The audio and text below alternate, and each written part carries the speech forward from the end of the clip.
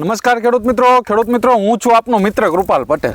ખેડૂત મિત્રો આજે આપણે આવી ગયા છીએ તાલાળા પંથકમાં કે જ્યાં કહેવાય આંબાનું હબ કે અત્યારે જ્યાં ઉનાળુ પાક જે કહેવાતો હોય તો કે કેરી, ફળનો રાજા તો કે કેરી। આજે ઉનાળુ સિઝનની શરૂઆત થઈ ગઈ છે, કેરીની શરૂઆત થઈ ગઈ છે। તો તાલાળા ગીર પંથકમાં ખૂબ જ પ્રમાણમાં આપણે વાત કરીએ તો આંબાના બગીચા જોવા મળે છે। તો આજે આપણે વઢેરા સાહેબ પાસેથી જાણીએ કે આ પાકને આ સિઝનમાં એ શું ટ્રીટમેન્ટ કરાવે છે અને એની ટ્રીટમેન્ટ પ્રમાણે ખેડૂતોને કેવા રિઝલ્ટ મળે છે એ આજે આપણે વઢેરા સાહેબ પાસેથી જાણીએ। સૌપ્રથમ તો આપણે એમનો પૂરેપૂરો પહેલાં પરિચય લઈએ। આપનું નામ? નમસ્કાર ખેડૂત મિત્રો, મારું નામ છે અશ્વિનભાઈ વાઢેર। તાલાળા ગીરમાં શાસન રોડ ઉપર સાંઈ એગ્રો સેન્ટર હું હકાવું છું, BSc એગ્રી છું અને છેલ્લા 10 વર્ષથી આંબાના બગીચાની કન્સલ્ટન્સી કરું છું। એ પૈકીનો આ એક આંબોની કન્સલ્ટન્સી કરું છું ધાવા ગીરમાં લુસાણાની સીમમાં કિશોરભાઈ ઘોડાસરાના આ બગીચો છે।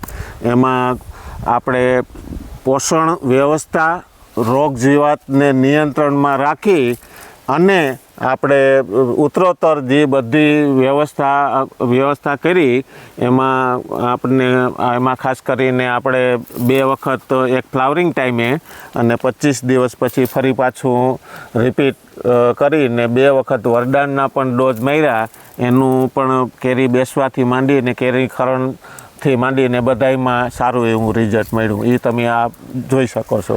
અશ્વિનભાઈ, આમ તમે જનરલી કેટલા પ્લોટિંગ હશે તમારી પાસે આંબાના? મારી પાસે જનરલી ઘણા બધા પ્લોટિંગ છે, લગભગ 40-50 તો ખરા એમ। 40 થી 50 આપણે વાત કરીએ અત્યારે એમાંનો પૈકી આ એક પ્લોટ? હા, એમાંનો એ પૈકીનો આ એક છે। અત્યારે આપણે આમ આવ્યા રસ્તામાં ઘણા પ્લોટ જોયા કે જ્યાં આંબામાં ફળ જોવા મળતું નથી, એની જગ્યાએ અત્યારે આમાં ઊભા છીએ એમાં અત્યારે ઘણો બધો ફેર દેખાય છે। ઘણો બધો ફેર દેખાય। તો તમે છેલ્લા 10 વર્ષથી અહીંયા તાલાળા ગીરમાં તમે આ સાઈ એગ્રો સેન્ટર કરીને આપની શોપ હકવો છો, ખેડૂતોને એના સારા રિઝલ્ટ મળે છે। આપણે ખેડૂત પાસેથી નહીં જાણીએ કે ઈ અશ્વિનભાઈની સલાહ સૂચન પ્રમાણે એને કેવા રિઝલ્ટ મળ્યા છે, ખેડૂતોના રિવ્યુ શું છે આપણે ખેડૂત પાસેથી જાણીએ। તો ખેડૂત મિત્ર, સૌપ્રથમ તો આપણો પહેલા પૂરેપૂરો પરિચય આપો। મારું નામ ઘોડાસરા કિશોરભાઈ નાનાલાલ।